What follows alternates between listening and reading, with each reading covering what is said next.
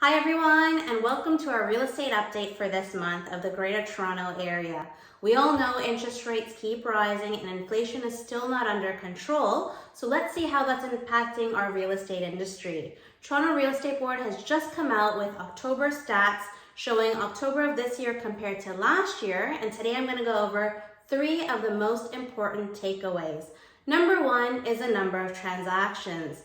You might have been hearing around you that number of transactions is down significantly compared to last year by almost 45%.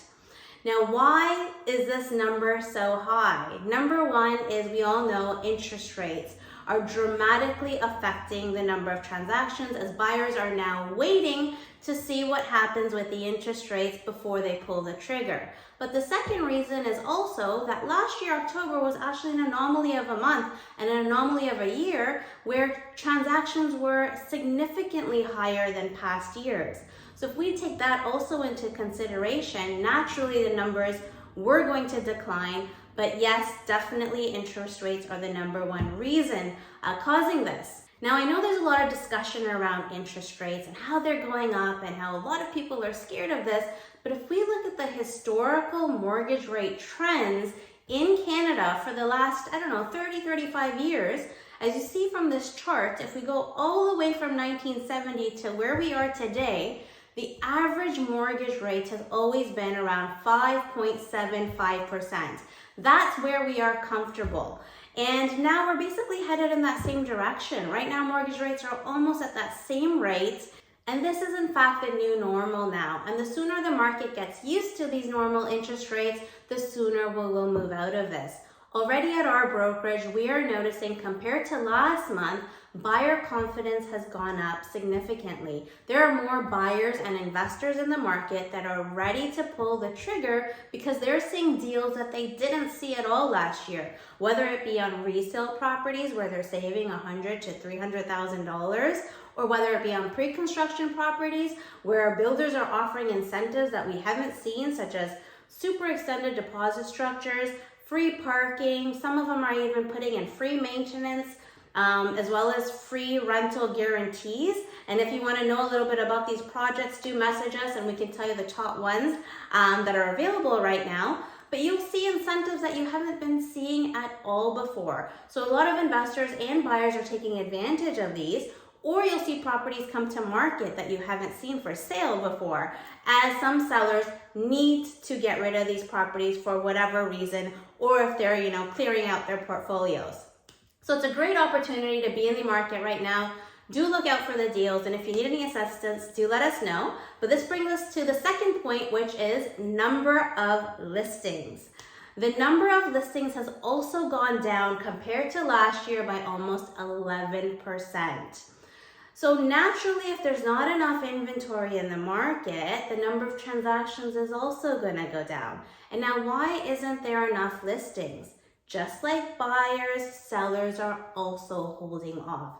A lot of sellers are thinking things are going to get a lot better possibly next year. So let's just wait and see. Let's wait and see what happens with the interest rate. Let's wait and see what happens with the market. So those that are not desperate to sell are not selling right now, or those that don't need to sell are just maybe waiting for a few more months. The average number of days that a home stays in the market has also increased to almost 33 days, which means that homes are staying in the market a little longer than last year before they sell. And the main reason for that is that buyers are looking for deals and sellers are not ready to give a lot of those deals. So there's a little bit of a waiting game that's happening.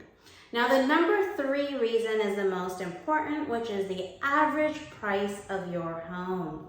The average price of homes, excluding condominiums, has actually gone down by 5.7% compared to last year of October. And surprisingly, condominium pricing is the only category of homes that has gone up in price by almost 4.5% compared to last year. And the reason is quite obvious. Condos are your most affordable option, and when a lot of first-time home buyers and other buyers are getting priced out of the market due to the higher interest rates and qualifying for a higher mortgage, they're having to go back to the condominium stage and starting from there. So what is the average price of your home? If you own a detached home in the 416 neighborhood, your average price is right now $1.6 million. And in the 905 neighborhood, your average price is $1.2 million. If you own a semi-detached in the 416 neighborhood, your average price is $1.2 million. And a semi-detached in the 905 neighborhood, your average price is $964,000.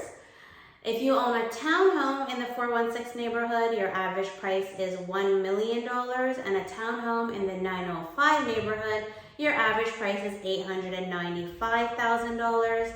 Lastly, if you own a condominium in the 416 neighborhood, your average price is $740,000, and a condominium in the 905 neighborhood, your average price is $669,000. Now, overall, what is my take and the brokerage's take on all of this? For those of you who know me, I've been in the real estate industry for almost 15 years and have already been through one of our biggest downturns we experienced in North America of 2008 when I first started my career. And I see a trend in Canada that I don't see in any other country in the world. What is that trend? It has to do with immigration.